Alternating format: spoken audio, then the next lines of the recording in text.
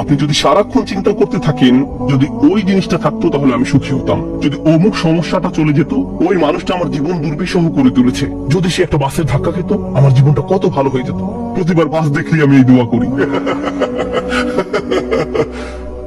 আমরা সব সময় নিজেদেরকে একথা বলে বুঝাই যদি অমুক মানুষটি বা অমুক সমস্যাটি জীবন থেকে চলে যেত তাহলে জীবন কত সুন্দর হয়ে যেত, অথবা যদি অমুক দুঃখটি দূর হয়ে যেত তাহলে সবকিছু পারফেক্ট হয়ে যেত।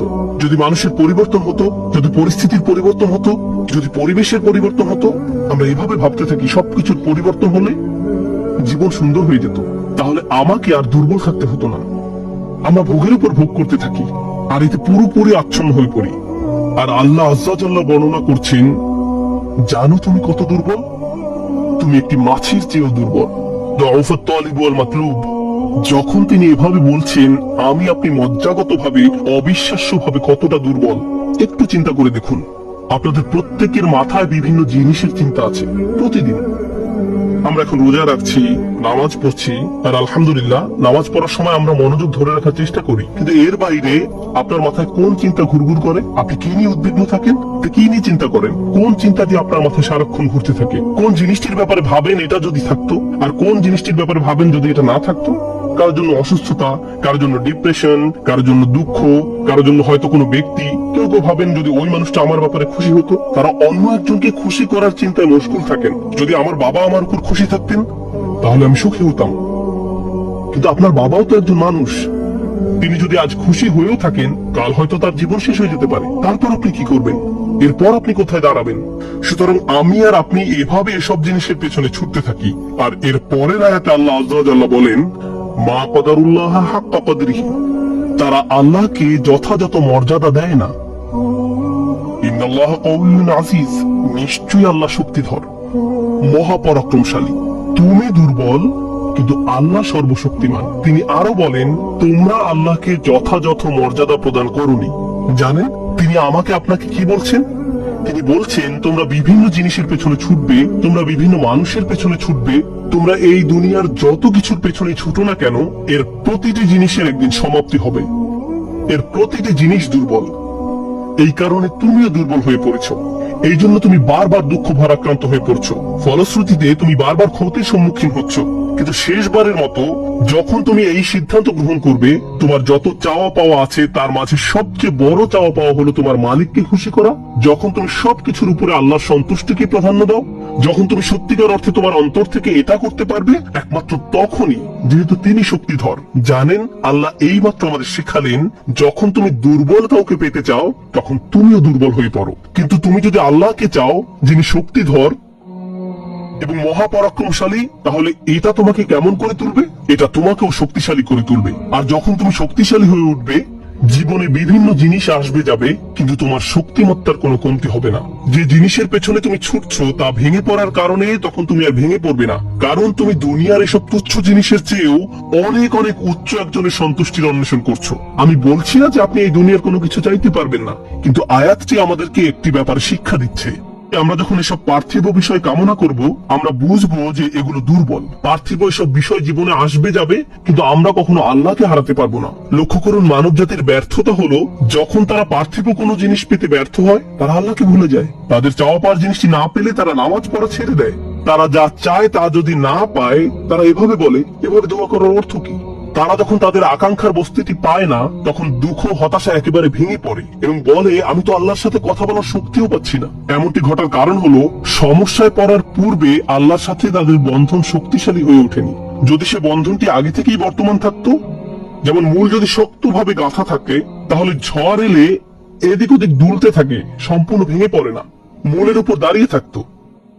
আর ঝড় চলে গেলে আবার ফল দেওয়া শুরু করতো। এরকম একটা উপমার কথা কোরআনে অন্যত্র এসেছে, আসলুহা সাবিত ওয়া ফারউহা ফিস সামা। লা ইলাহা ইল্লাল্লাহ হলো এমন একটা বৃক্ষের মতো যার শেকড় মাটিতে এবং শাখা আকাশে উত্থিত। এটাই ঈমানের শক্তি।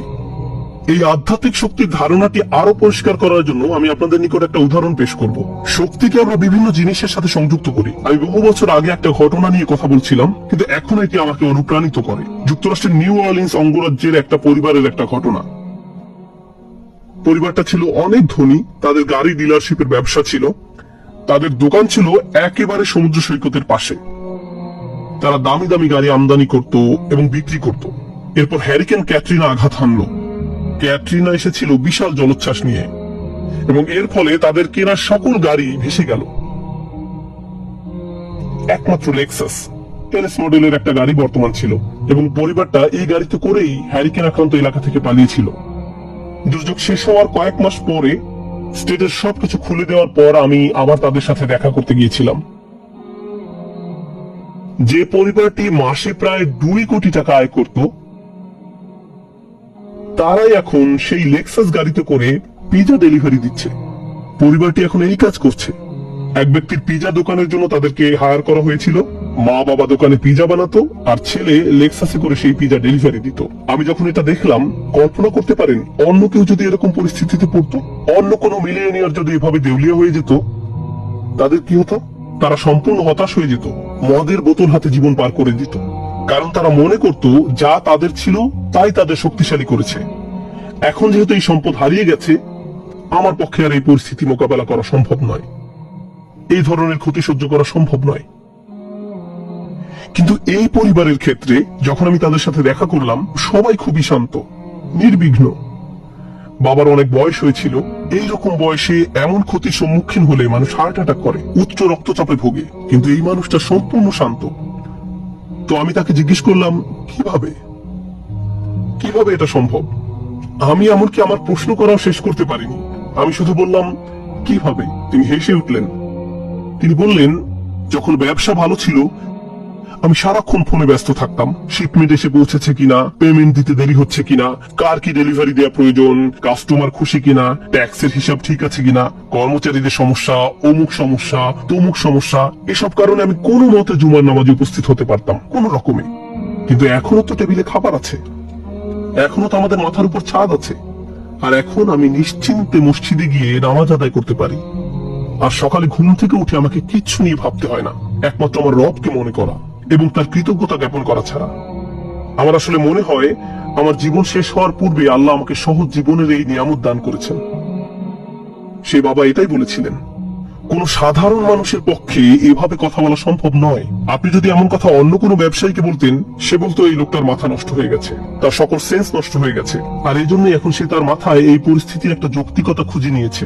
আপনাদেরকে একটা কথা বলছি, একজন মানুষের পক্ষে কেবল তখনই এভাবে কথা বলা সম্ভব যখন সে বুঝতে পারে যেসব জিনিসের পিছনে সে ছুটছে তা দুর্বল।